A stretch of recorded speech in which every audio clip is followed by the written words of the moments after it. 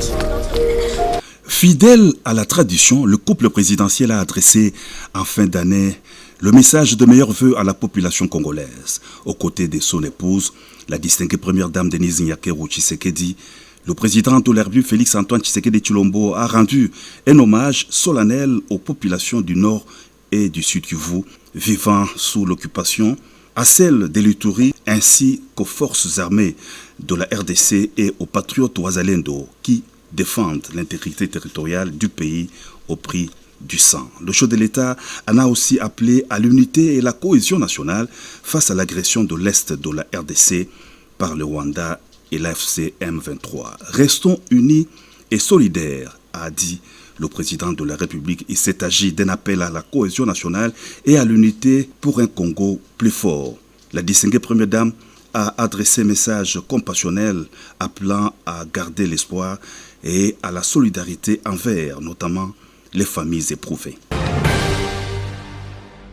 Fin de la mission de l'ambassadrice des États-Unis d'Amérique en République démocratique du Congo. Madame Lucie Tamlin a fait ses adieux officiels au président de la République Félix Antoine Tshisekedi Tshilombo au cours d'une audience à la Cité de l'Union africaine. La diplomate américaine a dressé un bilan positif de la coopération bilatérale entre Washington et Kinshasa. Elle a salué la solidité du partenariat stratégique entre les États-Unis d'Amérique et la République démocratique du Congo.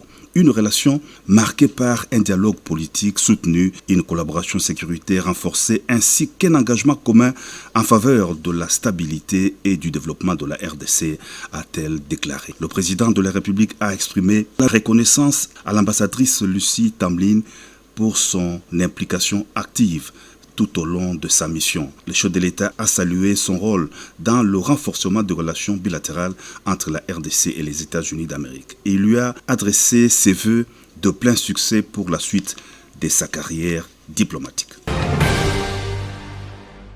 Le vendredi, le président de la République Félix Antoine Tshisekedi Tshilombo a présidé à la Cité de l'Union africaine la 73e réunion ordinaire du Conseil des ministres, la toute première de la nouvelle année 2026. 3 points essentiels étaient inscrits à l'ordre du jour de la réunion: la communication du président de la République, le point d'information et l'approbation d'un relevé des décisions du Conseil des ministres. Selon le porte-parole du gouvernement Patrick Mouyaya, le président de la République a dans sa communication tenu notamment à réitérer à l'endroit de chacune et de chacun le vœu de paix, de santé, de réussite et d'engagement républicain qu'il avait formulé lors de la 72e réunion du Conseil des ministres. À cette occasion, le chef de l'État a rappelé les instructions données qui demeurent pleinement d'actualité et constituent le socle de l'action collective. L'année 2026, a insisté le président de la République, doit